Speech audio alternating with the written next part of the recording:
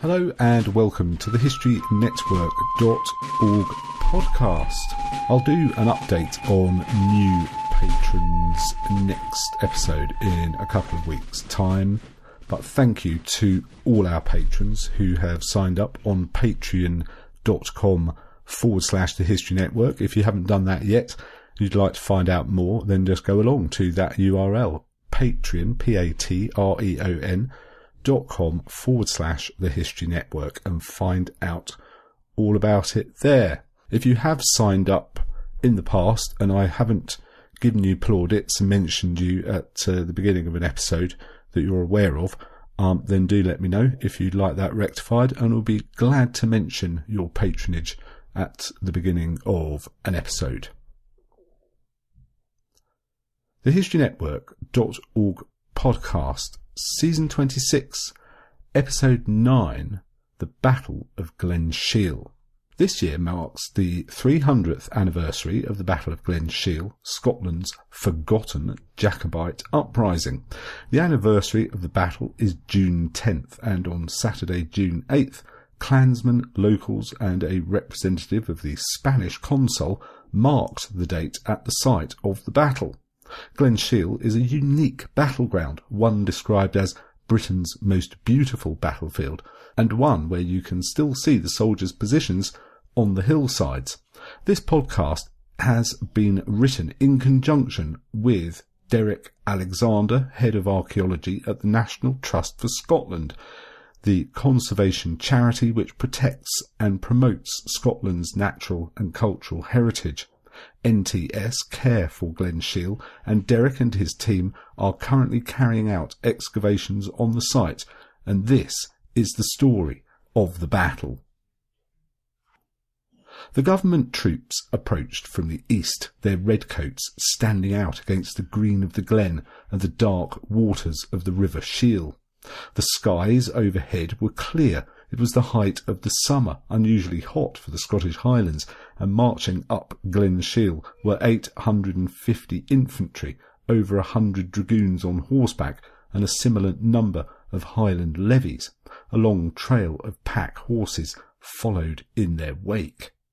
There were Scots, English, Dutchmen and other nationalities in the government ranks. All were seasoned soldiers. They were also outnumbered by the Jacobites, who lay in wait for them. Travelling up the pathway, General Joseph Whiteman could see the Jacobite scouts retiring in front of them, hopping through the grass and heather back to their positions on the slopes. The rebels held the high ground, and, looking up, Whiteman would have seen blue and white details on the jackets of the Spanish soldiers in the centre of their ranks. It was a familiar sight for Whiteman. 4 years earlier, in 1715, he had stood at Sheriffmuir facing down a Jacobite army. That rising had been quashed, its main protagonists scattered, and the exiled James Francis Edward Stuart sent packing back to France. Now here was Whiteman again, 4 years down the line, in the midst of another attempt to restore the exiled Old Pretender to the throne of Great Britain. The 1715 and 1745 Jacobite uprisings are well known. Immortalised in song, they have become milestones in Scotland's history and place markers in the story of James, his son, the bonny Prince Charles, and the Stuart family. The rising of 1719 is less well known. It could be described as Scotland's forgotten revolt. It was, however, one which made a lasting impact on both the Jacobite cause and its Highland heartlands. It was also a rising which had foreign backing and was part of a bigger plan by Spain to invade the south coast of England. It was better resourced than the fabled return of the bonny Prince Charlie and the rising of 45. It was, however, doomed from the very outset. The fuse was lit with the 1730 Treaty of Utrecht and ensuing War of the Quadruple Alliance. In the terms of the treaty, Spain lost territories in Italy. Soon the Spaniards were at war with Britain, France, the Holy Roman Empire and the Dutch Republic. They saw an opportunity in a group of exiled Jacobites who had been forced from Scotland in the wake of the events of 1715 and been travelling the continent, trying to raise funds and rally supporters, agitating for another tilt on home soil. Spain was willing to provide the ships, the powder and the manpower for a Jacobite force aiming to create a home front for the British government, draw troops north and clear the way for a larger Spanish invasion force in England. The Jacobites would be supported by a landing party from Sweden who would meet them in Inverness before marching down together to take Edinburgh. This idea was sunk by the death of Charles VII of Sweden, the first warning sign that the plans were unravelling. The whole enterprise may have been scrapped had the Jacobites realised that the Spanish force of around 6,000 men had been caught in storms in the Bay of Biscay and forced to return to port. But 2 frigates which left from the north of Spain made it through and were heading north, landing in Stornoway on March the 8th with around 300 Spanish marines on board. They were joined on the Isle of Lewis by a contingent of prominent Jacobites, some of them exiled following the Rising in 15. William Mackenzie, the 5th Earl of Seaforth, William Murray, the Marquis of Tullibardine, Lord George Murray, Sir John Cameron of Lochiel, and soldier James Keith were waiting for the ships when they arrived. They soon sailed for the mainland and set up camp at the picturesque Eilean Donnan Castle on April 13th. It was around this time that they discovered that the main Spanish invasion force had floundered. The reinforcements were not coming. They were on their own. Again, this may have been a time to call it a day, and Tullibardine, who produced a commission stating that he was in command of the Jacobite troops, was in favour of a retreat. This option melted away completely when George Keith, who had travelled with the Spaniards to Scotland, sent the frigates back to Spain. Now they truly were alone, and little did they know that the government response was not far behind them. Deciding to march on Inverness, the Jacobites left men behind at Eilean Donnan to guard supplies and ammunition, with the guard including around 40 Spanish troops. The defenders' hearts would have sunk as the heavily armed frigates Flamborough, Worcester and Enterprise sailed up Loch Alsh towards them on May the 10th. They were soon under a heavy bombardment which lasted for 3 days, shaking the 14 feet thick walls of the castle. Eventually the Jacobites' resistance broke. They were imprisoned and sent to Edinburgh, while the government troops used their barrels of gunpowder to blow up what remained of Eilean Donnan. It would remain a ruin for the next 200 years before being rebuilt by Lieutenant Colonel John McCrae Gilstrap and reopened in 1932. The British forces then set their sights on the main Jacobite army and marched on Glen Shiel, advancing on their positions at around 5 p.m. on June the 10th. Whiteman and his other commanders, Colonel Clayton and Munro of Culkane, would have taken heart as they approached and saw the scouts withdraw before them. They knew that the Jacobite strength lay in the ferocious and highly effective Highland charge. The slopes and rocky inclines hardly left a clear path for that. Instead, the rebels were dug in across Glen Shiel, positioned behind hastily erected walls and barricades. As Whiteman and his troops funnelled up Glen Shiel, they could see groupings of over 200 seasoned Spanish marines positioned right in front of them. On his left, on the south side of the River Shiel, between 200 and 300 Jacobites sat on a prominent knoll.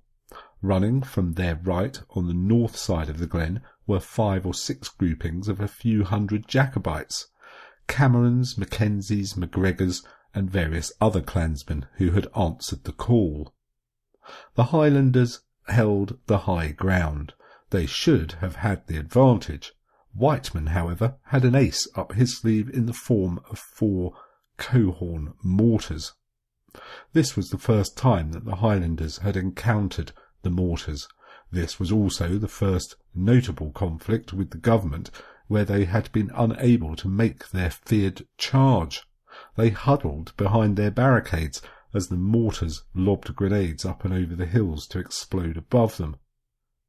Glen Shiel is unusual in that the entire battle was mapped contemporaneously, in this case by one John Henry Bastide.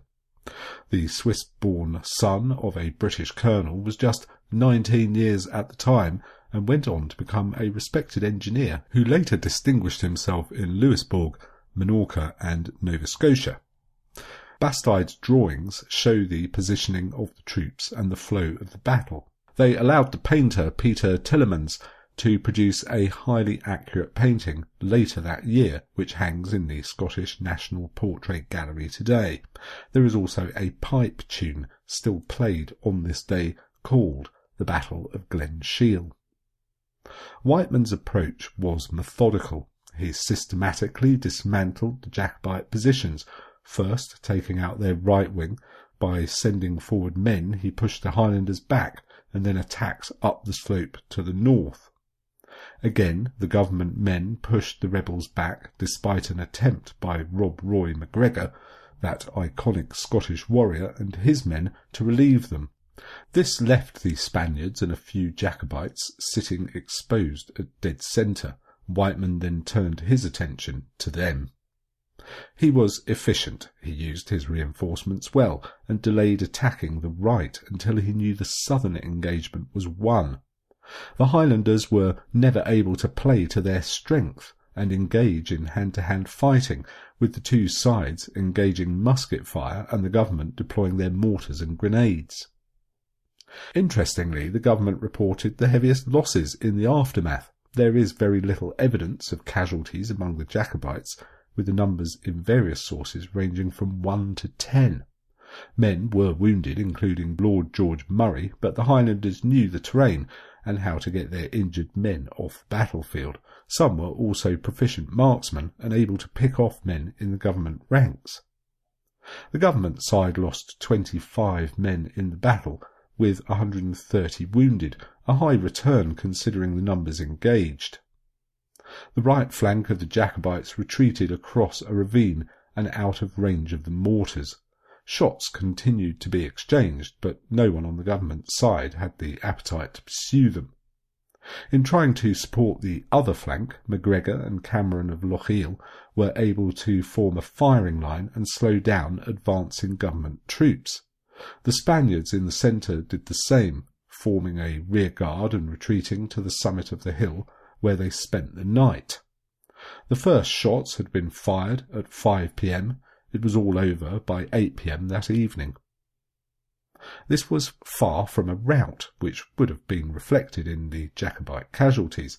It was an unusual battle, in that there were also reports of Jacobites on the flanks taking potshots at the advancing soldiers. And there are reports of more Highlanders on the hills, watching and waiting to see how the battle was progressing before deciding to commit their men. They never did. And therein lies the problem. After the exiling and forfeiture of estates following 1715, the Highlanders knew the price of rebellion. 4 years later, some were still battle-weary. They did not have the appetite for another conflict. This uprising was mostly driven by exiled Jacobites who wanted to come back to Scotland. Tullibardine, the Keiths, Marshall and Lochiel all spent the night on top of the hill with the Spaniards. Tullibardine was keen to withdraw and regroup and wait for another south coast invasion, of which there had been talk of in the days leading up to June the 10th. Not at any stage did the Spanish shy away from the battle, but the fact was that they had very little provisions, especially since the destruction of Eilean Donnan. Permission was given to surrender. The following morning they marched down the glen. It had been a miserable experience for them from start to finish. One of their number even died from heatstroke as they marched to Glen Shiel for the battle. Meanwhile the remaining Jacobites slipped away, disappearing into the West Highlands. This was not the end of the government advance, though. and if General Wade opened up the Highlands with his military roads in 1724, Glen Shiel and the failed rising of 19 in many ways paved the way for Wade. The defeat was a hard blow for the Jacobite cause, not so much militarily, as Bonnie Prince Charles did manage to rally the clans in 45, but it drove several key leaders into exile. It scared off several others. It was the old pretender's last attempt to regain the throne, and it also fixated the government on subduing the northern reaches of Scotland.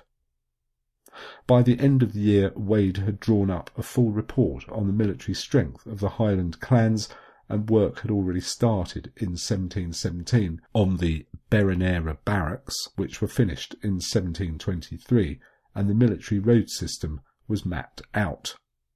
The British Army were soon more cohesive and effective at controlling the Highlands, and in 1726 laws were passed restricting the bearing of arms.